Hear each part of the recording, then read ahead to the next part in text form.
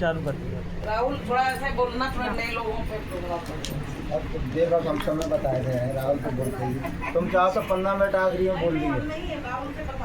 अभी है कौन? जय गुरुदेव। गुरु महाराज के चरणों में कोटि कोटि सादर जय गुरुदेव। सभी सत्संगियों को मेरा प्यार भरा सादर जय गुरुदेव। जय गुरुदेव।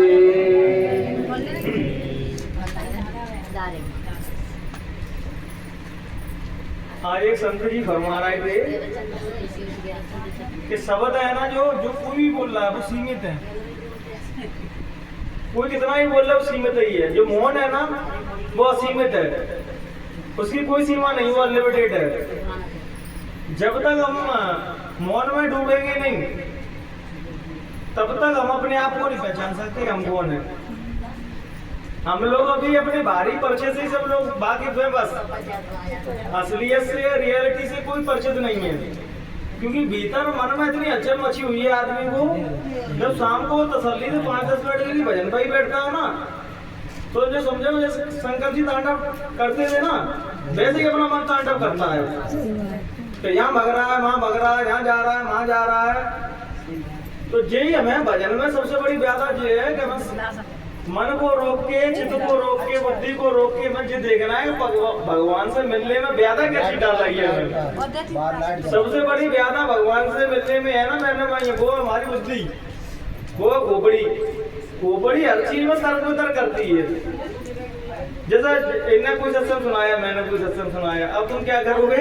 अब इसमें तुलना करोगे कि कितना अच्छा सुनाया, कितना खराब सुनाया। और तुलना किसी भी सत्संगी की या किसी भी वक्ता की किसी के साथ नहीं की जा सकती। सबके अपने अपने थॉट रहते हैं, और महात्माओं में ठीक ऐसे ही रहता है। अगर तो तुम कंपैरिजन करो कि जो गुरु महाराज ने बोल दिया वो कबीर ने क्यों नहीं बोला, या कबीर ने बोल दिया तो नानक ने क्यों नहीं बोला, नानक ने बोल दिया तो बंटू ने क्यों नहीं बोला। समझाने में बहनों भाइयों सभी महात्माओं के अपने अपने तरीके रहते हैं। आज जो महात्मा आएंगे वो आज ही समय को इंक्लूड करेंगे। हम 2012 से अभी तक इधर नहीं आ पा रहे, 2012 के पीछे ही सब चल रहे हैं। और कोई आना भी नहीं चाहता है। तो भाई जो हो चुका है वो 2012 के पहले ही हो चुका है, 12 के बाद तक कुछ नहीं हुआ। वो कहते हैं कि संविधान में कोई संशोधन नहीं, इस्लाम में, कुरान में कोई संशोधन नहीं हो सकता है। कुरान ऐसी किताब है, मुसलमान लोग जो भ्रम में जीते हैं, जो कुरान में लिखा है वही सत्य है। लेकिन बहनों भाइयों, परमात्मा असीमित है, सीमित नहीं है, वो असीमित है। जो भी जितना महात्मा बोल पाता है। महात्मा बुद्ध जी कहते थे जब वो शरीर छोड़ रहे थे ना, एक शिष्य से उन्होंने बोला कि जंगल में से कमंडल नहीं रहते महात्माओं के पास, उसने कि इसमें से कुछ पत्ते इस कमंडल में भर दो। तो भर दिए। उन्होंने महाराज उसका संकेत क्या है, कमंडल में पत्ते क्यों भरवा लिए जंगल के? तो ये मैं तुम्हें समझाने की कोशिश कर रहा हूँ। मुझे 50-52 साल से जो मैं बोला वो इतना ही है, इसने कमंडल में जो पत्ते भर दिए मैंने। और परमात्मा जो कोई दृष्टि जा रही है ना पूरे जंगल में, तो जहाँ दृष्टि जा रही है जंगल है जंगल, और जंगल और जंगल, परमात्मा ठीक है सही है जंगल की तरह। और जो मैं बोल पाया हूँ वो इतना ही है, जो पत्ते भर दिए इसमें इतना ही। क्योंकि एक समय की और बोलने की मर्यादा है, उसके बाद सबको शरीर छोड़ के जाना पड़ता है। अब हम लोग वही पकड़ के बैठे हैं, ज्ञान को तो प्राप्त नहीं हो पाए। बस कोई 70 की बात रट ली, किसी ने 89 की बात रट ली, किसी ने 79 की बात रट ली, लेकिन वो हमारे ज्ञान में कोई महत्व में मददगार नहीं हो सकती है। ज्ञान में तो भीतर का प्रकाश है। अब तुमको जुड़ना कैसे है उससे, तुम डिसाइड करो। कबीर साहब ने उसको गा के रियाया, नानक साहब ने उसको गा के रियाया, बुद्ध ने बिल्कुल मौन की परिभाषा बताई कि इसमें नाच कूद की कोई संशोधन है। जैसे कुरान में नाच कूदने को वर्जित बता दिए, नाच कूदना वर्जित है। अपने गुरु महाराज ने साधना बताई, इसमें नाच कूदना वर्जित बता दिए, नाच कूदना इसमें नहीं होता, बिल्कुल वर्जित है। और लेकिन आप तुम देखो किसी भी देवी देवता के चित्र देखना आप, शंकर जी के हाथ में डमरू है, सरस्वती के हाथ में बीणा है, विष्णु भगवान के हाथ में शंख है। संगीत का बहुत बड़ा रोल है उसमें। लेकिन गुरु महाराज जानते हैं कि जिन्हें और ढील देंगे तो फिर जो सच्चाई से भटक के भाई में सुन के रह जाएंगे। नानक साहब क्या करते थे बहनों भाइयों, कहीं पे भी किसी भी यात्रा पे जाते थे बहनों भाइयों, आज अशोक भारती बता रहे कि नानक साहब पहले संत है अपने भारत के जिन्होंने विदेशी यात्रा सबसे ज्यादा की थी उस समय में। कोई भी संत इतना विदेशों में नहीं गए जितने नानक गए थे। अरब की उन्होंने बहुत यात्रा तय की, मक्का मदीना भी गए थे वो, तो उनका क्या था, किसी भी पेड़ के नीचे बैठ जाते थे और मर्दाना वहां से कहते थे तुम बजाओ, फिर थोड़ा ने परमात्मा को मैं बुलाता हूँ, फिर वो कोई राग छेड़ते थे, वो बजाते थे, वो गाते थे। तो आप जो मत समझना कि भाई जो गुरु महाराज ने बोला है वो ही सत्य है, अब कोई किसी रास्ता से जाकर पहुंच ही नहीं पाएगा, गलत है। शब्द से जुड़ने के लिए तरीके अलग हो सकते हैं, लेकिन जो भी बता रहे हैं शब्द एक ही है। जब तक शब्द से नहीं वो जुड़ोगे तब तक समस्या खत्म होने वाली नहीं है। और नाना कबीर साहब तो यहाँ कहते हैं कि शब्द भी जो वेदवाणी अनंतवाणी हो रही है वो भी खत्म हो जाएगी एक समय पे आके, फिर वहां तो वही बचोगे बस। लेकिन फिर तुम दूसरे से नहीं कह सकते कि मैं परमात्मा हूँ। जैसे गुरु महाराज हैं, सत्संग सुनाते थे उनको, कभी कोई मौज में आ जाते तो इनडायरेक्टली कुछ संकेत भी दे देते कि वो कौन है, लेकिन बार बार कोई नहीं कह सकते कि मैं परमात्मा हूँ, परमात्मा हूँ। तो माल के वाले तो अपनी अपनी बात कर रहे हैं। कहते लिखा पढ़ी की है नहीं, देखा देखी बात। महात्मा देख के अनुभव करके बता रहे हैं, हम पढ़ पढ़ूगे रट रुडूगे कुछ ही बता रहे हैं। पढ़ने से तो दूसरों को प्रभावित तो कर सकते हो, लेकिन खुद को प्रभावित नहीं कर सकती हो। खुद को तो साधना में जाके अपनी चेतना का स्तर देखो, अपनी चेतना का स्तर क्या है। रजनीश कहते हैं परमात्मा कोई व्यक्ति नहीं है, तो उसको 4-5 हाथ लगे होंगे, वो तुम्हें घंटे चेतना निकलेगी, वो फलाने कमरा में बैठा हुआ परमात्मा, वो एक प्रकाश का पुंज है। जैसे गुरु महाराज बता पहले पद पे आएगा तो ऐसा प्रकाश दिखाई देगा, दूसरे पद पे आओगे तो ऐसा प्रकाश दिखाई देगा, तीसरे पद पे आओगे तो ऐसा प्रकाश दिखाई देगा। लेकिन वहां को व्यक्ति खड़े नहीं, बता गया व्यक्ति खड़े होंगे ऐसे। राम भगवान धनुष मार लेके खड़े होंगे, जैसे तुम पहुंचोगे फिर धनुष मार के तुम्हारा इस्तकबाल करेंगे, तुम धन्यवाद से तुम आगे मार लोगे। ऐसा कुछ नहीं है। वहां से शक्तियां आती हैं, जिस लोग से कोई जीवात्मा आएगी तो यहाँ आके पहले किसी माँ का गर्भ देखेगी कि वैसा पवित्र गर्भ है जिसमें वो मानात्मा ठहर सके। यशोदा का देवकी का तो पवित्र गर्भ था, तभी तो कृष्ण भगवान आए हैं, और राम भगवान आए तो वो भी गर्भ पवित्र था, तभी राम भगवान आए। तो वहां से तो रूह प्रकाश की फॉर्म में आती है, यहाँ आके मेटल का शरीर धारण करना पड़ता है उनको। अब मेटल के शरीर में पीछे घूम रहे हैं तो गुरु महाराज कहाँ है, गुरु महाराज कहाँ है, गुरु महाराज कहाँ है, गुरु महाराज कहाँ है। गुरु महाराज के बताते नहीं थे कि बच्चा मेटल का मेरा है, मेटल का ही तुम्हारा है, मुझे भी छोड़ के जाना है, मुझे जाते तो ये परमानेंट में रहूंगा। अब मैं कितना ही बड़ा महात्मा बन जाऊँ, कितना ही बड़ा सदगुरु बन जाऊँ, लेकिन ये कभी मत समझना कि ये भैया का शरीर छोड़ के नहीं जाएंगे। शरीर छोड़ के तो तुम्हारा आत्मा जब ज्ञान प्राप्त हो जाएगा आत्मा का तो हमारी डेथ नहीं होगी, लेकिन शरीर को छूटना तो होगा। बहनों भाई, जब राम भगवान जी भूल गए थे कि उनका काम पूरा हो गया, उनको अपने धाम में जाना है, तो काल भगवान खुद आए कि भैया तुम्हारा काम पूरा हो चुका है भगवान, अब चलो अपने धाम में, यहाँ क्यों रुके हो। तो लक्ष्मण को उन्होंने जल समाधि कह दी कि जाओ, मैंने तुमसे मना की तो तब भी तुम आ गए। तो लक्ष्मण को जल समाधि दी, फिर भगवान फिर समझे कि भैया मेरा दायित्व पूरा हो चुका है। परमानेंट यहाँ रहने कोई शक्ति नहीं आती है, वो तो अपना कार्य करने आते हैं बस। लेकिन कार्य करने में लोग ऐसे पागल हैं कि जो बताया जाता है वो तो नहीं करते हैं, वो पीछे घूमते रहते हैं किसी के लिए, और पीछे घूमने से कुछ होगा नहीं। कि शरीरों की कितनी संभाल करो। अशोक भारती जी कहते हैं कि काजल की कोठरी में कितना भी जतन करना लेकिन दाग लगेगा ही। शरीर के पीछे कितना ही भागना और कितने भी इसकी केयर करना, चाहे बढ़िया बढ़िया सामान लगाना, बढ़िया बढ़िया क्रीम लगाना, पाउडर लगाना, जिम जाना, कितने भी इसकी फिटनेस का ध्यान रखना, लेकिन एक समय आएगा शरीर को छोड़ के जाना पड़ेगा।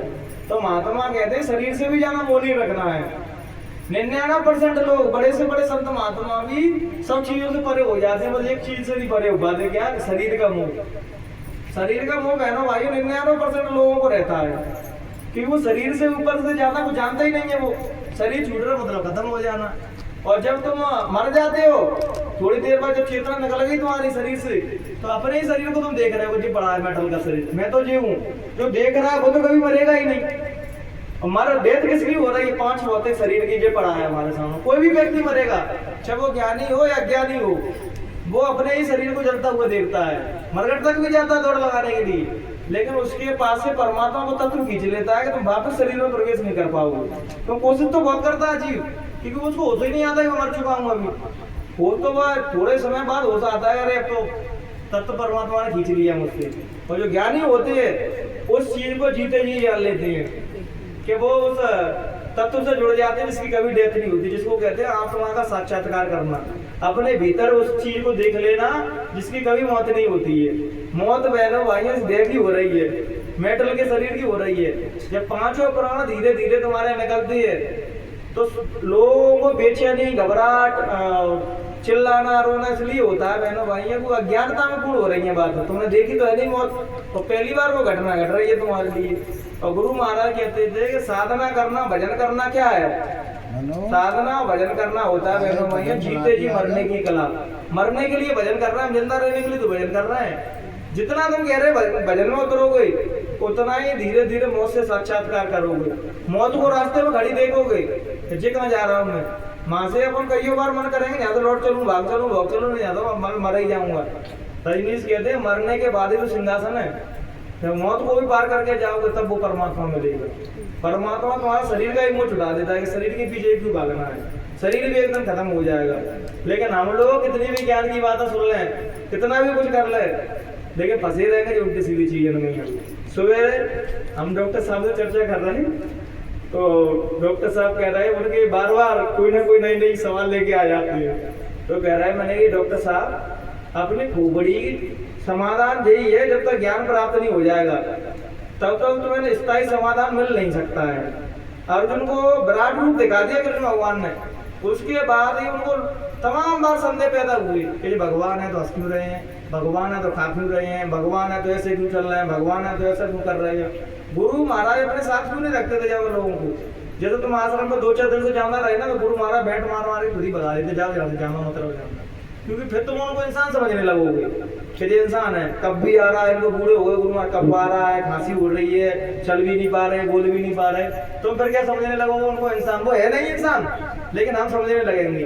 अब गुरु महाराज के साथ कोई भी व्यक्ति जो रहा होगा अब कह रहा होगा वो तो भगवान के साक्षात, जब वो था साथ में तो वो इंसान ही समझता होगा, भगवान ही समझता होगा। कोई विडंबना है तो जो देहधारी तुम्हारे साथ कोई भी इंसान रहेगा, परमात्मा भी रहेगा, तो तुम उसको ज्ञानी मान सकते हो, ध्यानी मान सकते हो, तपस्वी मान सकते हो, लेकिन भगवान नहीं मान सकते उसको। ये विडंबना अरे जी मेरे जैसा ही तो भगवान बनने में क्या कैसे भगवान है भाई? मेरी 2 आंखें हैं, जबकि 2 आंखें हैं, सबके 2 सब चीज जो मेरे सब इनकी हैं, तो मुझे भगवान कैसे हो सकते हैं? लोगों का मानना है भगवान वही जिसको हमने देखा ना हो, भगवान वही जो हमारे हिसाब से चले, भूखा मरे, एक लंगोटी में घूमे, सबका त्याग करते। लोगों की सबसे बड़ी मेंटेलिटी पता है क्या है बहनों भाइयों? जहाँ उन्हीं लोगों को सबसे बड़ा संत माना जाता है जिन्होंने बाहर से सब कुछ छोड़ दिया हो। जैसे कोई एक लंगोटी में फिर रहा हो और बारह कोई शरीर में कोई कपड़े नहीं डाले हो, बस में रंगा दी, तुम्हारे कहते हुए जीव सच्ची संत है, इन्हें सब कुछ त्याग दिया, भले हमारे भीतर से कुछ त्यागा नहीं, वो लंगोटी पहन ली है बस। जैन मुनि है, वो नगर घूम रहा है, तो वो सबसे बड़ा ज्ञानी क्या है? सबसे बड़ा ज्ञानी जैन मुनि। अब उनसे पूछो कैसे, तो नगर घूम रहे हैं। तो ये कोई ज्ञान की परिभाषा नहीं है। जब तक तुम अज्ञान से ज्ञान में नहीं आओगे, जब तक तुम्हारी आत्मा जागृत नहीं होगी, जब तक अपनी आत्मा का साक्षात्कार नहीं कर लोगे बहनों भाइयों, तब तक ना तुम दुखों से निवृत्ति प्राप्त कर सकते हो, ना तो यहाँ के जंजालों से छूट सकते हो। चाहे कितने भी तुम काफले में दौड़ लगा लो, चाहे रेलिंग में दौड़ लगा लो, चाहे सत्संग कहीं पर भी दौड़ लगा लो, लेकिन घर पे जाकर उस क्रिया को नहीं करोगे जिससे आत्मा जागृत होगी, तब तक तुम जागृत अवस्था में आ ही नहीं सकते हो। घर पर जाके तो शांति में एक जगह बैठ के और थोड़ा आत्मचिंतन करना पड़ेगा कि मैं क्यों आया हूँ यहाँ, क्यों एक दिन मर के चला जाऊंगा। जब रिश्ते नाते सगे संबंधी बच्चे पैदा करना, मकान बनाना, जगह मैंने आज ही किया है पहली बार। जन्मों से हम जीव यही कर रहे हैं। कितनी बार हम किसी के पति बन गए, कितनी बार पत्नियां बन गए, कितनी बार बच्चे पैदा कर लिए, कितनी बार मकान बना लिए, कितनी बार गाड़ी घोड़ा खरीद लिए, तो फिर एक समय आता है सांसों की पूंजी खत्म और जीव यहाँ से चला जाता है। लोग उन चीजों में विश्वास रखते हैं जिसने देखा ना हो। जैसे हमारे साथ बता रहे ना कि भूत बनेंगे, ये बनेंगे, वो बनेंगे, तो इन पर तो तुरंत विश्वास हो जाएगा, बात कभी बनेंगे।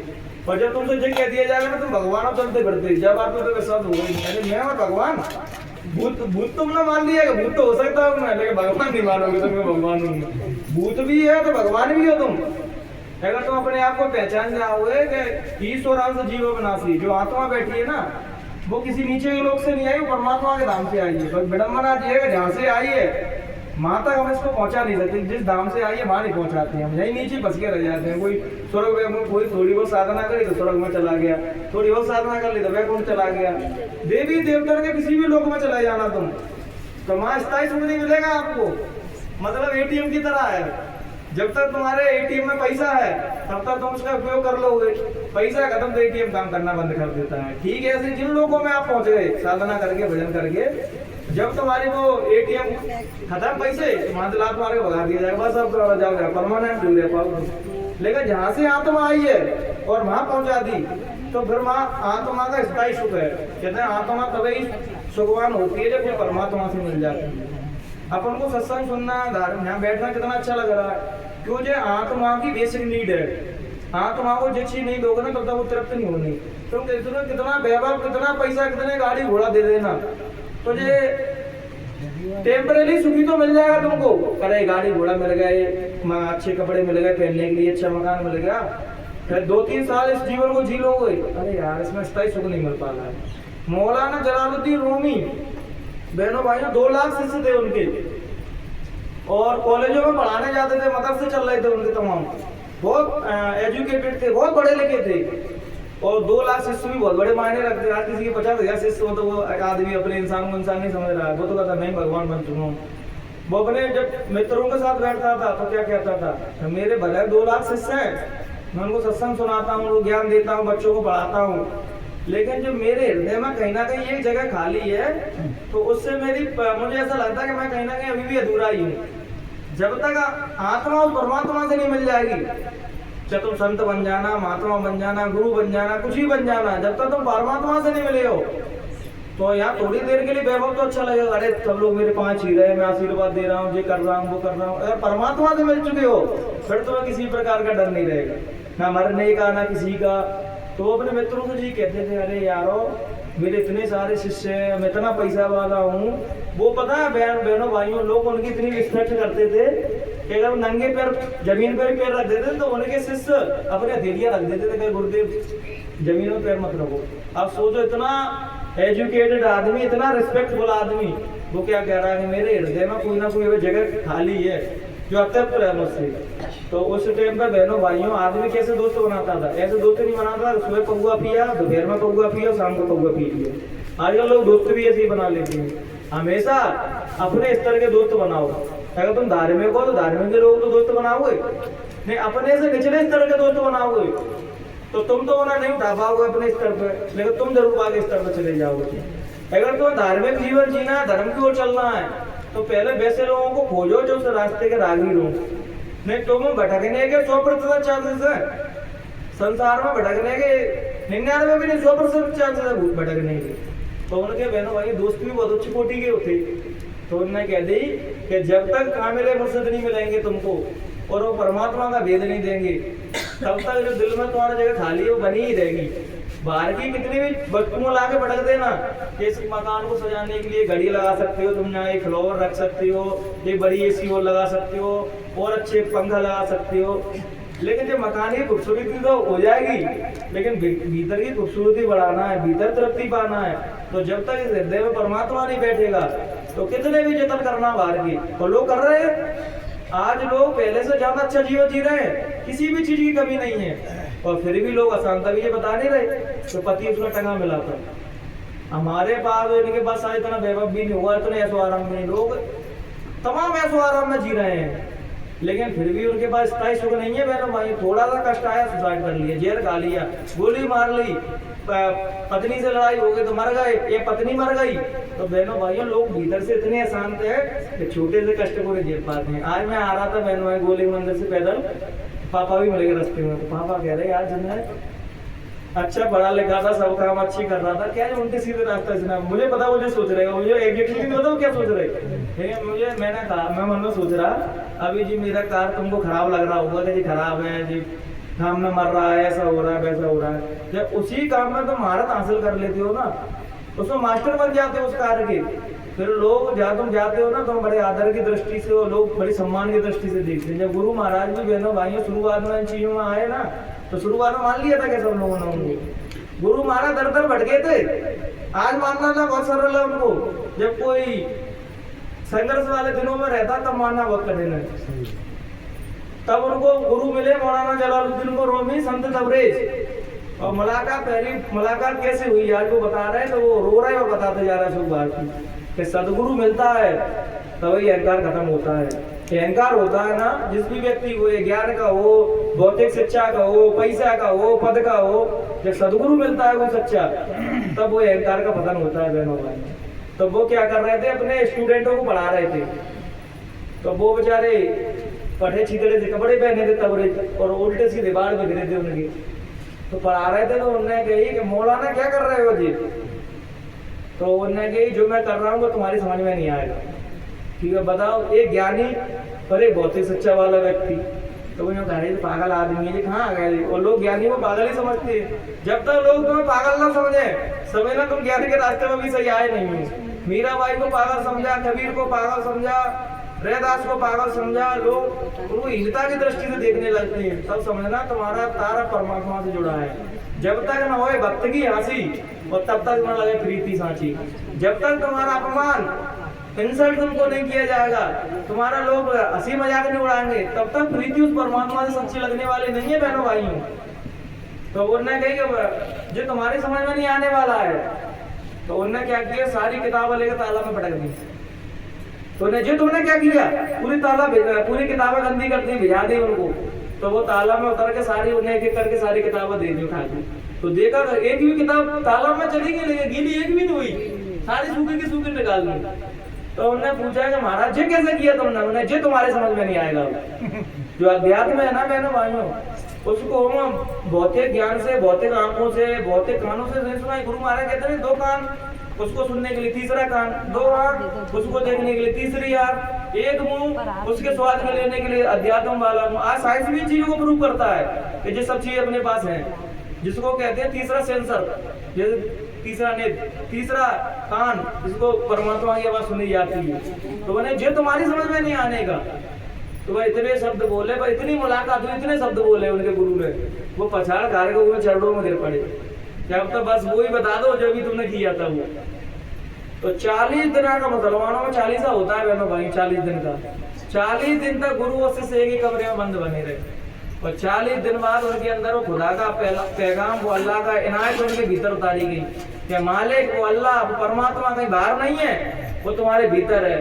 कि दिल का उजरा साफ कर, जाने आने जाने के लिए ध्यान गैरों का हटा, उस प्रभु को पाने के लिए। जब तुम दूसरों को देखोगे तो परमात्मा से नहीं मिल सकते हो तुम। कि लोग, मैं अगर मैं धार्मिक बन जाऊंगा और मैं बाबा बन गया तो मेरे पड़ोसी क्या कहेंगे, मेरे रिश्तेदार क्या कहेंगे? भाई कहना है कहते दो। जब तुम मर के जाओगे, नरकों में जाओगे, तो कोई भी रिश्तेदार तो बचाने जाएगा माँ? कोई सगे संबंधी बचाने जाएंगे तुम्हें? तुम्हारे कोई मित्र बचाने जाएंगे माँ? तुम्हारे सदकर्म और तुम्हारा भजन तुमसे कोई नहीं छीन सकता है। उस यात्रा में जीव को अकेला ही चलना पड़ता है।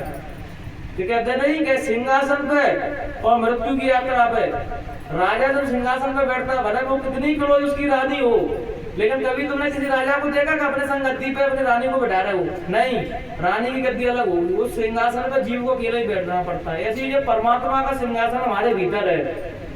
जब तक आत्मा जागृत नहीं होगी तब तक भीतर बैठे परमात्मा को तुम देख नहीं सकते हो। परमात्मा है सबके भीतर, लेकिन देख इसलिए नहीं पा रहे हैं, पर्दे इतने सारे डरे हुए हैं। पहला पर्दा कि मैं स्त्री हूँ और पुरुष हूँ, दूसरा पर्दा मैं फलानी जाति से बिलोंग करता हूँ। अगर तुम परमात्मा की कृपा से अच्छी पद पे हुए, या कलेक्टर, एसपी, या बहुत अच्छे पद पे हुए, फिर तो और ही ज्यादा खतरनाक चाहिए। क्योंकि अब तो लोग तुम्हें रिस्पेक्ट करने लगे, कहाँ जा रहे हैं, इज्जत मिल रही है, लोग पैर छीट रहे हैं, सर कह रहे हैं लोग, तो फिर आदमी कहता है एकता को नहीं है, जो कुछ ऐसा को नहीं है।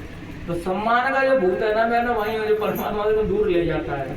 अब बताओ कोई फकीर कबीर साहब जैसे लोग हों, सिकंदर लोधी समझ पाओ उनको हाथियों से कुंदवाने लगी, कि ऊपर के पास भौतिक पद था, कबीर के पास आध्यात्मिक पद था। विडम्बना जो होती है जिसके पास आध्यात्मिक पद होता है ना, वो किसी भौतिक पद पर आने को सम्मान नहीं दे पाता। वो आदमी अड़ जाता, अरे मैं टीआई साहब हूँ, मैं विधायक साहब हूँ, जी देखो बाबा जी मैं सम्मान नहीं दे रहे। बता, बाबा जी तो परमात्मा के अलावा किसी, अगर कोई मुझसे जो उम्मीद रखे कि मैं किसी को कलेक्टर एसपी आ जाए, उनके 5 जीऊँ या उनके हाथ जोड़ूँ, तो मैं तो भैया ऐसा नहीं कर पाऊंगा। मैं एक ही कलेक्टर एसपी के 5 जीता हूँ, बाहर के कलेक्टर एसपी को कुछ नहीं समझता हूँ। जो तुम्हारे पास कुछ समय के लिए आया है वो कुछ समय बाद चला जाएगा। तो परमात्मा का पद है कि महात्मा कहते सबसे बड़ा पद है परम पद, वो है परमात्मा का। जब तक तुम उसको प्राप्त नहीं करोगे तब तक स्थायी सुख नहीं मिलेगा तुमको। जगत में कितना भी घूमते रहना, ये जगत बहनों भाइयों किसी का भी सगा नहीं है यहाँ। मीराबाई को बहुत सताया, नानक साहब को बहुत सताया, कबीर साहब को बहुत सताया, भीखा साहब को बहुत सताया। जहाँ सच्चा ज्ञान ने बताएगा तुमको, तुम उसको जरूर सताओगे। अब बताओ, अभी तक तुमने जितने वक्ता सुनी है वो सब लकीर के फकीर है, जो गुरु महाराज बताकर वही रिपीटेड करने लगे, जे ऐसा वो वैसा वो फलाना वो दिखाना, लेकिन वो साधना तो करते नहीं है, और साधना तो उनको वास्ता ही नहीं है। मेरे गुरु महाराज कह गए हैं चौथा ये अगर चाहूंगा, और आत्मा को जिस भी लोग की बात करूंगा उसी लोग में आत्मा को पहुंचा दूं। मतलब उन चीजों को तो वो है कि पता नहीं होंगी या नहीं होंगी, लेकिन अभी तुम्हारे पास मनुष्य शरीर है और तुम देह में बैठे हो, तुम परमात्मा से मिल सकते हो।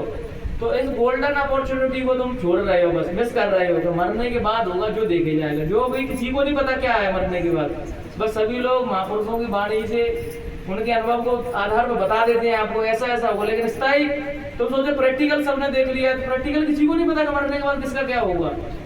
तो बस छोटी सी दास का निवेदन है कि तुम मरने से पहले उस चीज को जान लो, उस गलत को, कि जीव कहाँ जाते हैं मरने के बाद, किन किन यातना सहनी पड़ती हैं। हवाला बात जे क्या है, मैं कहूँ तो डर पा रहा है नरक के नाम पे, ये तो भूतों के नाम पे मैं डर पा रहा है। लोग कहते हैं, बाबा जी को समझाते हैं तो माता पहले कहते हैं डर पाना उद्देश्य नहीं है तुमको, कि डरा रहे हैं इसलिए तुम मानना है, तुम्हें सच बता रहे हैं।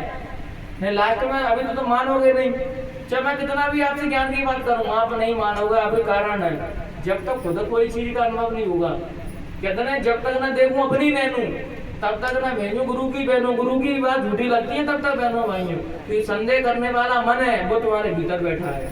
जब गुरु महाराज को नहीं मानी गुरु महाराज की बात उस टाइम पे, तो अपने लोग तुम्हारी मेरी बात मानना आसान है। इसलिए बहनों भाइयों उस पथ पे जीव को दृढ़ता से चलना पड़ेगा। थोड़ा सुबह और शाम अपने आप को समय दो, अपने आप को जानने के लिए बस एक ही क्रिया है, बस मेडिटेशन करो, ध्यान करो, भजन करो। जब इंद्रियों को रोक लोगे, मन की चंचलता को रोक लोगे, जब जीव आत्मा यहाँ चढ़ के आ जाएगी, फिर तुम वो पर्दे अपने आप खुलते जाते हैं। गुरु महाराज कहते हैं कि बच्चे तुम यहाँ तक आ जाओ, कुछ तुम करो, कुछ मैं करूंगा, कुछ परमात्मा करेगा, तो तुम्हारा काम हो जाएगा। लेकिन अपन कैसे पता है, गुरु महाराज न मैं करूंगा न परमात्मा करेगा, जो करेगा सब तुम्हें करना है, मैं कुछ नहीं करूंगा। तो फिर ऐसे व्यक्ति को कौन संभाल करेगा बहनों भाई। सदगुरु फिर भी अपनी लाज रखते हैं कि नाम ना गुरु महाराज कहते नामदान दिया है तो तुम तो मेरी नामदान की लाज नहीं रखोगे, लेकिन मैं नामदान की लाज रखने तुम हॉस्पिटलों में सड़ रहे होगे, आईसीयू में तो वेंटिलेटर होगे, वहां भी मैं तुम्हारी मदद करने के लिए आऊंगा। क्योंकि सदगुरु की मजबूरी है कि जिसको नामदान दे देते हैं, जिस जीव को पकड़ लेते हैं उसको धोखा नहीं दे। तो संसारी व्यक्ति नहीं है, संसारी व्यक्ति तो अपना बना के चुरा भोग देगा तुम में आल, कि यहाँ आदमी अपना बनाएगा तुमको कि मैं तुम्हारा बहुत सगाऊं, मैं तुम्हारा बहुत सगाऊं, और जो आगे स्वार्थ सिद्ध हुई। प्रेमानंद जी महाराज कहते हैं कि कोई किसी से प्रेम नहीं करता है। स्त्री दावा ठोक रही है कि मैं अपने पति से बहुत प्रेम करती हूँ, स्त्री पति ठोक रहा है कि मैं बहुत ज्यादा प्रेम करता हूँ। जब कोई स्त्री या कोई पुरुष मर जाता है तो भाई संग मरने कोई नहीं जाता, बस घर ही रो रहा के रह जाते हैं, और 10-15 दिन अगली दिवाली तक तो सब भूल जाते हैं कौन मरा कौन क्या है। तो इन्हीं रिश्तों के लिए मर रहे हैं कि हमारा बच्चा बहुत प्रेम करता है, हमारी पत्नी बहुत प्रेम कर रही है, मेरे सगे संबंधी बहुत प्रेम करते हैं। फिर वो प्रेम मरने के बाद कहाँ रह जाता है। मरने के बाद तो कोई किसी के लिए नहीं मरता है कि मैं भी मरूंगा इसके संग, या तुम्हारा केवल तुम ही हो बस, और कोई तुम्हारा नहीं है बहनों भाइयों। ये तो काया ना कितने बार रिश्ते नातेदार बना दिए, कितनी बार माँ बाप बना दिए, कितनी बार बच्चे पैदा कर दिए, लेकिन ये जीव ऐसे तो फंसा हुआ है। ये मोह का बंधन ऐसा है बहनों भाइयों कि जन्मों से फंसे हैं और अगले जन्म में फिर तैयारी कर रहे हैं फंसने की। जब तक मृत्यु के टाइम पे तुम्हें परमात्मा के अलावा कोई चिंता नहीं रहेगा, तब तो सुखी यहाँ से देह छोड़ के जा सकते हो। अगर एक भी विचार संसार का रह गया तो फिर संसार में दोबारा आना पड़ेगा तुमको, कि अंतमति जो गति। और अंतिम टाइम में बहन भाई सच मानना, तुम तो जो बुढ़ापे में राम नाम ले लूंगा, कृष्ण नाम ले लूंगा, जय गुरुदेव नाम, बूढ़ा है जाऊंगा ना तो वेंटिलेटर में पहुंच जाऊंगा, फिर तो मैं लूंगा ही लूंगा, फिर तो मुझे कौन रोक रहा है। लेकिन वेंटिलेटर में तुम्हारे मुंह से निकलेगा ही नहीं नाम। बहुत से लोग जीवन भर राम को साधते रहते हैं, राम राम राम राम राम राम राम राम, लेकिन भीतर राम नहीं उतरा, तो मृत्यु के टाइम पे भूल ही जाते हैं राम नाम। वो कहते हैं अरे वो बच्चा नौकरी पे चला गया कि नहीं, वो मकान बन गया कि नहीं, वो फलाने नातनी की शादी हो गई कि नहीं, ऐसे बसता है जी। एक सेठ जी मर रहे थे बहनों भाइयों, तो डॉक्टर कहने लगा कहते ना 2 मिनट के लिए बचा सकता हूँ, 50,000 का इंजेक्शन लगेगा एक। तो बच्चे सोचने लगे अरे 50,000 का इंजेक्शन लगवा लो, कि बच्चे तो बच्चे ही है, फिर तुमने जीवन जी दिया, तुम्हारे बैराग आने लगा बुढ़ापे में, उनके तो आ गया बैराग। वो तो सब सोचते हैं कि बाप दादा हमारे कम मरे हमें इनकी प्रॉपर्टी मिले, जो हमारे पिताजी पेंशन जोड़ रहे हैं, कुछ भी जोड़ रहे हैं, तो कब जाएंगे तो हमें कम मिले। तो ज्ञान होगा, बैराग होगा, तो तुम बाहर की चीजों के लिए नहीं बैरा होगा। अरे संतुष्टि होगा, संतोष का धन होगा तुम्हारे भीतर। ज्ञान नहीं होगा तो कितनी भी नोट की गड्डी रखते रहो, तुम अशांति मरोगे यहाँ से। तो बच्चों सभी बगुए बच्चे सलाह करने लगे अरे लगवा लो, हो सकता कहीं धन गड़ा हो, मैं पैसा धरा हो जो बता के नहीं जा पा रहा हूँ, तो बता दे बाद में। तो इंजेक्शन लगवाया तो वो उठ के खड़े हुए, अरे तुम लोग देख नहीं रहे पागल हो, वो बछड़ा देखो गाय का वो झाड़ू खा रहा है, कितना कह के मरेंगे। अब बताओ मृत्यु के टाइम पर उनको क्या बात है सुताई कि बछड़ा देखो झाड़ू खा रहा है कि नहीं। ऐसी हम समझ की गति होने वाली है जब तक तुम ज्ञान की मुद्रा में नहीं आओगे, भजन नहीं करोगे। तुम सोच रहे हो कि मैं तो रैली में फिर रहा हूँ, मैं तो गुरु महाराज सत्संग में, तो लास्ट टाइम पर जरूर दे तो मैं बोल ही लूंगा, लेकिन बोल नहीं पाओगे। उसको जीवन भर साधना पड़ता है। भगवान का भजन ये नहीं है कि शॉर्टकट करके और निकल जाऊंगा। पंडित तुमसे कह भी देते हैं, मुझे ना कौन सी कहानी है, अपने भक्त का उनने अपने बच्चे का नाम नारायण रख दिया, तो वो नारायण तो आए नहीं और वो नारायण आ गए। मतलब भगवान को ही पागल समझ रहे हैं लोग कि बुला इनको रहे, और मैं कहता पुलिस वाले भैया को बुला रहे हैं और राहुल भैया आ जाएंगे, तो भगवान के पागल है। ये तो ये कि पंडित बेचारे मजबूरी में तुम्हें आश्वासन देने के लिए ताकि तुम कथाओं में आते रहो, भागवत सुनते रहो। क्योंकि शॉर्टकट कोई देखो, वरना माता जी बंदन दीदी की बता दी है कि भैया ऐसा नहीं तो जिस शॉर्टकट है। हम लोगों की मजबूरी है, क्या करें, ओरिजिनल तो मानोगे नहीं, सब शॉर्टकट भी बता देते हैं। ठीक है तुम आते जाते रहो, सब सतलोक में पहुंच जाओगे। और गुरु महाराज भी जी कहते रहे तुम आते जाते रहो, सतलोक में पहुंच जाओगे। अब क्या करें, वह तुमसे कह देते हो कैसे नहीं पहुंचोगे तो उठ के भग जाओगे, तुम्हारे तो गुरु महाराज पहुंचाएगा। ये बेटा मना है, तुम ज्ञान में नहीं आओगे जब तक तुम आत्मा का ज्ञान प्राप्त नहीं होगा, तब तक तुम किसी भी लोक की यात्रा नहीं कर सकते। कोई शरीर मेटल का शरीर नहीं जाता माँ, तो मेटल का शरीर जैसे मैं वहां बैठा हूँ ना, तो मुझे बाथरूम में जाना पड़ेगा। मैं सोचूंगा सूक्ष्म शरीर जाके बाथरूम करे तो वो भी नहीं कर पाएगा, उसके लिए मेटल के शरीर को जाना पड़ेगा बाथरूम पर। ऐसे ही जब ऊपर की यात्रा जब मनुष्य करता है, स्वर्ग की, वैकुंठ की, स्त्री लोगों की, जब जितने भी लोग गुरु महाराज ने बताया, जब वहां चेतना जाती है तो वहां सूक्ष्म चेतना जाती है, प्रकाश निकल के जाता है अपने भीतर से, और वो प्रकाश अब यात्रा करके फिर वापस आ जाता है। बहनों भाइयों, सेकंडों में वो यान ऐसा है, वो परमात्मा का नाम का यान ऐसा है कि सेकंडों में करोड़ों दूरों की मुकम्मल करके और वापस लौट के आ जाती है आत्मा।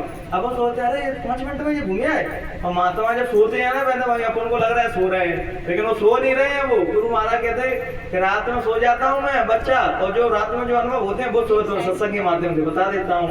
जब हम ब्रह्म में विचरण करने लगते हो, ज्ञान में विचरण करते हो, तो तुम्हारा सोना भी जगना ही है बहनों भाइयों। आंखें तो बंद करके शरीर तो आराम कर रहा है पंच भौतिक का, लेकिन चेतना तुम्हारी अपने धामों में, अपने लोकों में घूम रही है। ये ज्ञान की मुद्रा में आ जाओगे तुम।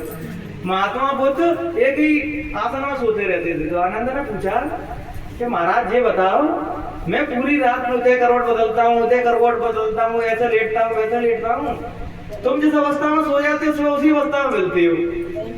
तो बोलना कही कि जब कोई एकाग्रत हो जाता है, मन बुद्धि चित्त को रोक लेता है, एक जगह कॉन्सेंट्रेट हो जाता है। ध्यान में करना क्या होता है, उसमें भी एक जगह कॉन्सेंट्रेट करना होता है बस। जब तक हम एक जगह कॉन्सेंट्रेट नहीं करेंगे, अभी तो गुरु महाराज जब गए, को राम भगवान ने रूट दिया, रेणु देखना है, कृष्ण भगवान ने रूट दिया, तो अरे वो तो मारता और राहुल भैया तो पागल है, तो गुरु महाराज चिल्लाते रहते हैं, देवी देवता ने देखना पड़ेगा, बाद में वो लठियां दे लेंगे ऊपर। तो वो भी चीजें कर लेता है आदमी। आदमी क्या है, 17 नाव में सवारी करता है। आज की भक्ति बहनों भाइयों पता है कैसी हो गई है, आज की भक्ति कैसी हो गई, जिस भी देवता के सामने पहुंच गए तुम वैसे चोला ओढ़ देते हो। शंकर जी के सामने पहुंच गए तो ओम नमः शिवाय, हनुमान जी के पास गए तो जय हनुमान ज्ञान सुन सागर, और गुरु महाराज के यहाँ पहुंच गए तो ओम गुरुदेव नमः। मतलब जिस भी देवता के पास पहुंचे वैसे ही बन जाते हैं।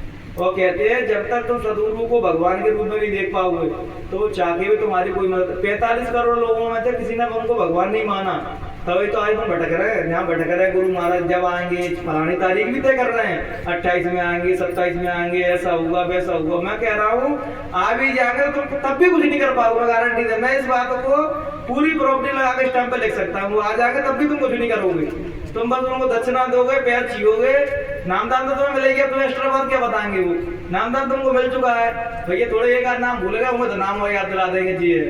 तो जो तू कहते हैं कि बच्चा मैं आ चुका हूँ, तू चिंता मत कर, अब तू मौज काट तू, बाकी बाद में तुझे ले जाऊंगा। कहेंगे क्या ऐसा? कहते तो बेचारा वो उसको तभी कर देते सब काम को। भजन तो अपन को करना पड़ेगा। राहुल भैया के पहुंचने से तुम्हारा पहुंचना नहीं हो जाएगा। ये माठ साहब की मुक्ति होने से तुम्हारी मुक्ति नहीं हो रही, गुरु महाराज की मुक्ति होने के बाद तुम्हारी मुक्ति। हाँ, वो रास्ता बता देंगे तुमको कि भैया ये मुक्ति का रास्ता है। गुरु महाराज ने बता दिया नहीं भाई, मुक्ति का रास्ता ये है, ये मैंने अपने गुरु से सीखा और मैंने ऐसे परमात्मा को प्राप्त किया। अब यही विधि मैं तुमको बता रहा हूँ, करोगे तो मिलेगा और नहीं करोगे तो ना मैं दोषी हूँ ना परमात्मा दोषी है। दोषी तुम हो, करोगे ही नहीं, या जब थाली आ गई अब देख अपन खा नहीं रहे और कहते मेरा पेट भर जाए, तो बहनों भाई भर सकता है पेट? पेट कैसे भरेगा? खाएंगे तभी। जैसे ही नाम दान की दौलत बख्शी है गुरु महाराज ने, जब तक हम उसको भजन कर करके साधना कर करके उस दौलत को बड़ी नहीं करोगे, गुरु महाराज नाम की बख्शिश कर गए। अब उस नाम को बढ़ाओ तो बहनों भाइयों, उस नाम को वृक्ष बनाओ, तुमको बीज डाल दिए तुम्हारे अंदर। अब वृक्ष बनाने का दायित्व तो बहनों भाइयों अपने ऊपर है। जब तुमको ज्ञान प्राप्त होगा ना बहनों भाइयों, तो ये कभी मत समझना अगर तुमको ज्ञान प्राप्त हो जाएगा तो तुम्हारा गुरु तुमसे ईर्ष्या करने लगेगा। वो तुम्हें शाबाशी देता, पीठ ठोकता है, कितने करोड़ों में से एक तो आया जो मुझ तक पहुंच पाया हो। लेकिन लोग पता कहता अरे पर मैं ज्ञान प्राप्त होगा, तो गुरु महाराज कहते थे नहीं, ज्ञान प्राप्त होने के बाद फिर कोई गुरु और चेला नहीं रह जाता है। तो कई लोग ऐसा नहीं हो जाएगा गुरु महाराज वो मारा लगाए रहे थे गुरु बन गया, लेकिन ऐसा बहनों भाइयों ऐसा नहीं होगा। जब तुमको ज्ञान प्राप्त होगा, सबसे ज्यादा खुश संसार में ना तो तुम्हारे माँ बाप होंगे ना कोई रिश्ते नातेदार होगा, सबसे ज्यादा खुश तुम्हारा सदगुरु होगा। क्या भाई इतनी मेहनत की, पूरा जीवन खपा दिया इनके चक्कर में, एक तो कोई पहुंच पाया मुझ तक जो मैंने साधना बताया उनकी। और सारे महात्मा भरसक प्रयास करते हैं कि तुम्हें मालिक से मिलाने का, लेकिन हमें इतने नालायक हैं कि जाने के लिए तैयार नहीं होते। एक बार सदगुरु कह रहे मौज में, तो सब लोग शिष्य कह रहे महाराज रोज परमात्मा की बात करते रहता हूँ, मिलवाओ ना परमात्मा से, कैसे चिल्लाते रहते परमात्मा परमात्मा परमात्मा, मिलवाओ हमको तब माने तुम। तो सदगुरु मौज में आ गए, चलो आज मैं तुम सबको परमात्मा से मिलवाता हूँ, कौन कौन मिलना चाहता है चलो मेरे संग। तो सब ने एक दूसरे को मोता कर लिया, क्या मन न पड़ेगा वाल परमात्मा है जी, शरीर तो जाएगा नहीं, अब मन न पड़ेगा वाल। तो एक दूसरे कह रहे भाई चले जा, वो नहीं जा रहा।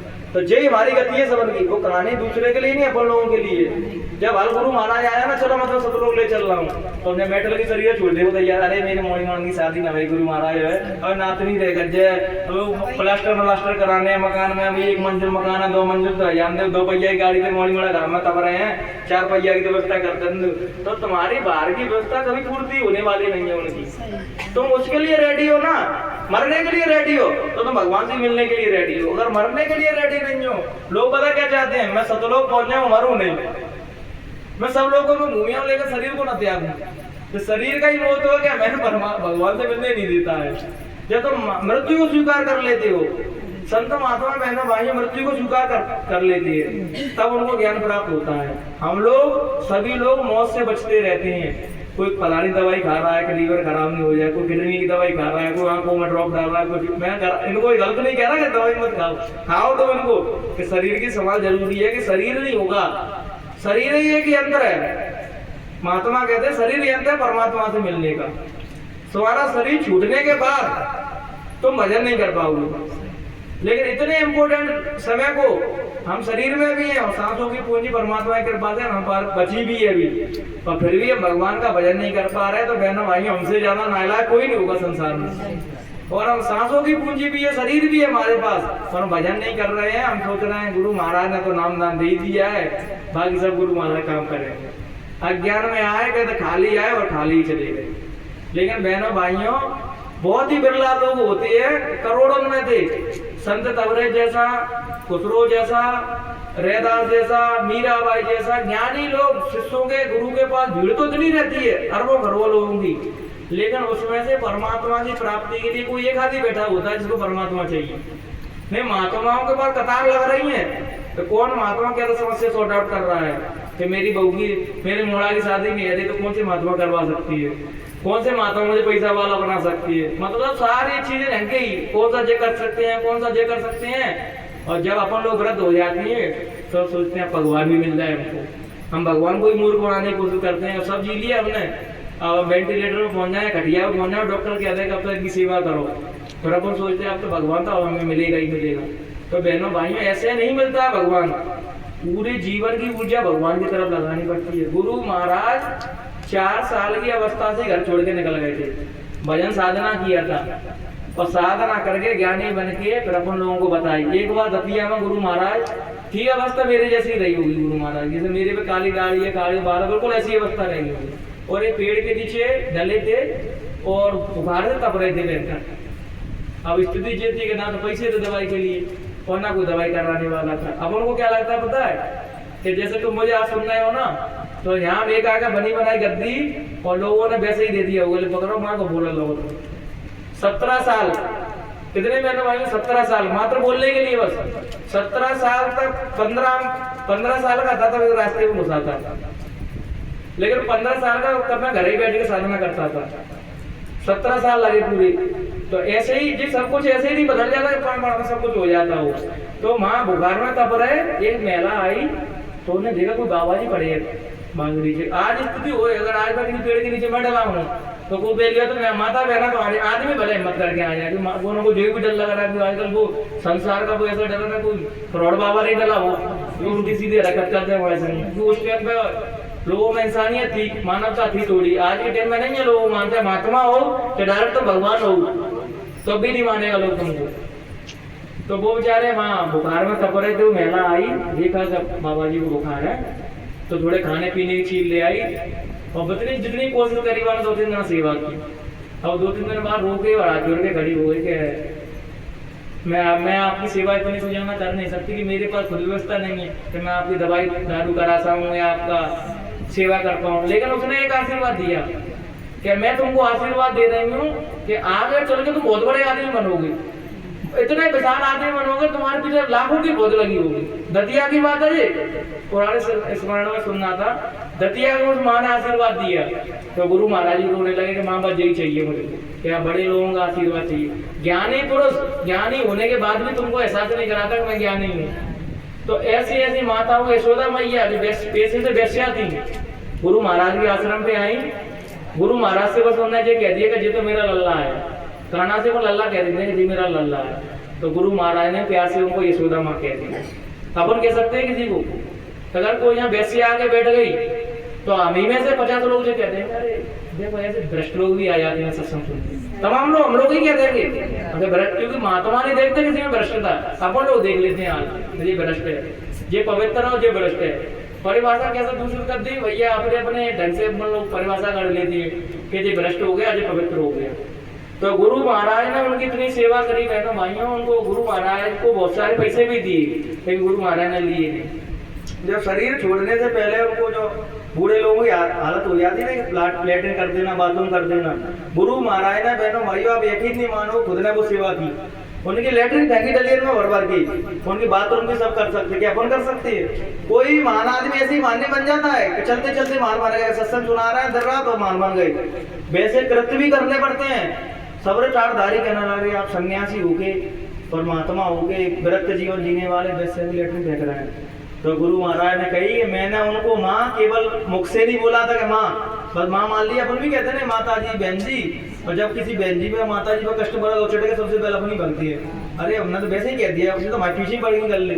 लेकिन सदगुरु जिसको मानते हैं उसको पूर्ण तरीके से ही मानते हैं, इसलिए कहते हैं कि महात्मा से अगर तुम्हारे कोई भी रिश्ता बन गया तो संसारी रिश्ते तोड़ के भग जाएंगे तुम्हें, लेकिन वो महात्मा कभी तोड़ के नहीं भगेगा। जी मैं जो कहानी बस सिखा रही है हमको, चारधारी कहने लगा थे गुरु महाराज जी तो तुम गलत कर रहे हो, क्योंकि वो पुरानी पद्धति से जुड़े थे, शास्त्र थे, पढ़ाने थे, जे वो दिमाग में। गुरु महाराज ने किस चीज को भागना है आश्रम छोड़ के, यहाँ से बिल्कुल जा सकते हो, कोई रोक टोक, क्योंकि जो संत होते हैं वो किसी चीज से डरते तो ही है भाई। भीड़ उनकी वजह से है, वो भीड़ की वजह से नहीं है। भीड़ का हिस्सा वो है, वो भीड़ के डिपेंड नहीं है। भीड़ उनको कल छोड़ के जा रही हो तभी चलिए छोड़ के, उन्हें बिल्कुल नहीं है। अगर अच्छे काम करने के लिए कोई मुझसे जो कहने कि अरे तुम्हें जब बंद कर रहना पड़ेगा तब तो अच्छे काम कर पाए, मैं कल छोड़ के जा रहा हूँ तभी चला जाऊंगा छोड़ के। मुझे तो अच्छाई से मतलब है, मुझे लोगों की भलाई से मतलब है, लोगों का भला कैसे करूँ। जो भी भगवान ने गुरु महाराज के चरणों के जो भी चरण स्पर्श किए हैं उनकी रज बिल्कुल मिली है, तो अपने व्यवहार में वो रज दिखनी चाहिए। केवल चिल्ला चोट मचाने से, कपड़े पहनने से कुछ नहीं होने वाला बहनों भाई। गुरु महाराज ने तमाम जगह सिद्ध करके बताया कि महापुरुष होने के बाद भी कभी अपने मुख से ये नहीं महसूस होने दिए कि वो महापुरुष है। और सब रिटायर है, महाराज जी हम तो जा रहे हैं, तुम वैसे उनकी सेवा की, उनकी 13 केरी गुरु महाराज ने उनको अग्नि गुरु महाराज ने। बताओ वो वैश्या भाग्यशाली है कि कौन भाग्यशाली है कि वो कामिले मुर्शिद उनका अंतिम संस्कार कर रहे हैं, उनकी सेवा कर रहे हैं। तो संत बहनों भाइयों का संतों का हृदय बहनों भाइयों टटोल और छोटे बच्चे जैसा कोमल होता है। उन्हें दुनियादारी की जाना समझ नहीं रहती है। हम सोचते हैं संत वही सबसे बड़ा है जिसको दुनियादारी की जाना समझ लो। मैंने भैया दुनियादारी की समझ ही होते तो संत नहीं, तो संत ही क्या को बनते, फिर कोई टीचर बन जाते, कोई पुलिस ऑफिसर बन जाते, कठिनों बन जाते। संत भैया जिसका छोटे बच्चे की तरह हृदय पवित्र है और कोमल है। यीशु क्राइस्ट कहते थे कि मेरे मालिक के दरबार में वही पहुंच पाएगा जो छोटे बच्चे की तरह निर्मल है।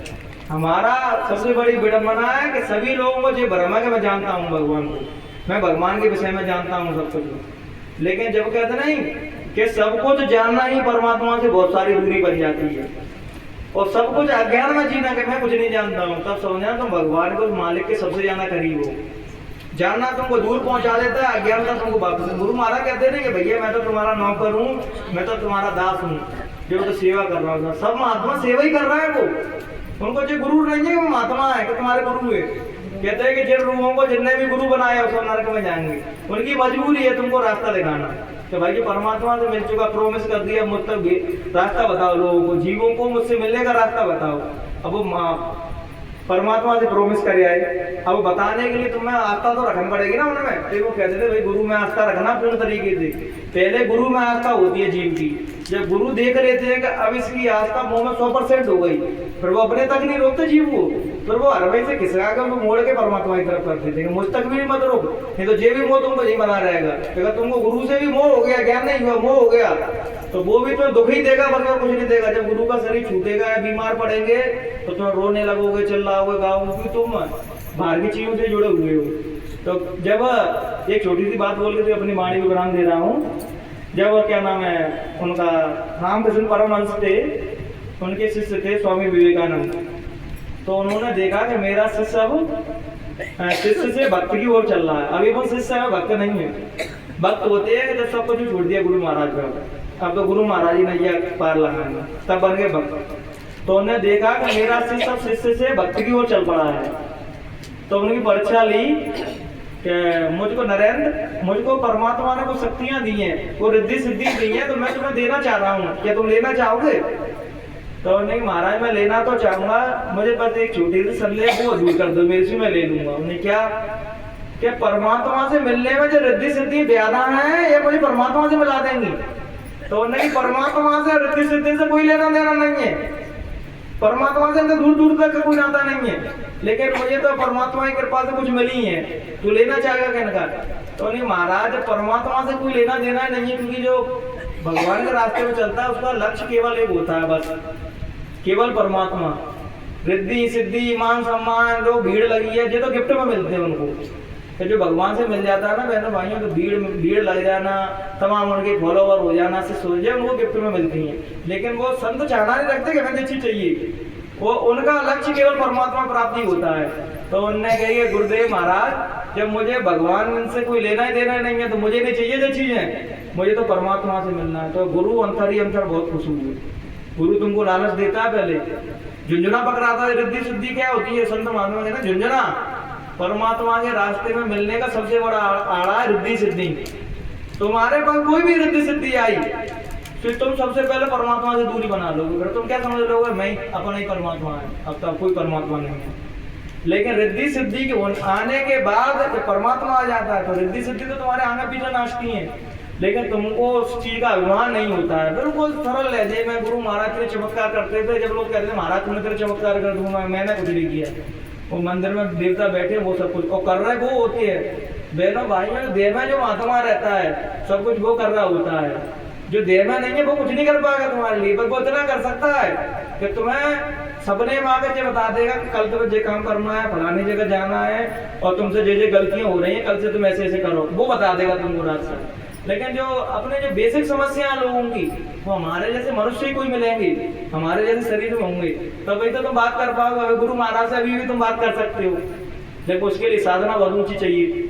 अब वो उस स्तर की साधना को कर ही नहीं सकते इतने ऊंचे स्तर की। इसीलिए बहनों भाइयों, कोई जीवंत सदगुरु की जरूरत पड़ती है। राधा स्वामी वाले गुरु बार बार कहते हैं कि जीवंत सदगुरु की इसलिए आवश्यकता पड़ती है कि तुम भटकने के 100% चांसेस हैं। 100% तुम भटक सकते हो कहीं, अपनी मन मर्जी का काम करेंगे, गुरु महाराज बता देंगे ठीक रहा, अरे गुरु महाराज कह दिए तो कर रहे हो। इसलिए बहनों भाइयों, साधना का रास्ता ऐसा है, जब अपने आत्मा के प्रकाश से सब चीज देखोगे तो स्पष्ट दिखाई देता है कि ये इस रास्ते में चलना है, ये सही है और ये कांटे वाला रास्ता है। फिर वो जो महात्मा हो जाते हैं, तो साधक है, वो किसी की बात नहीं मानता है, वो अपने प्रत्यक्ष गवाह है ना, जो मुझे दिखाई दे रहा है वो सत्य है, जो लोग कह रहे हैं वो सत्य है। तो उन चीजों पर भरोसा रखो जो तो अंतर में अनुभव हो रही है। इन्हीं विचारों के साथ अपनी वाणी को नहीं बढ़ाने देंगे। कहने सुनने में किसी प्रकार की त्रुटि रह गई हो तो अपना बेटा, अपना छोटा भाई समझ के हमें माफ करने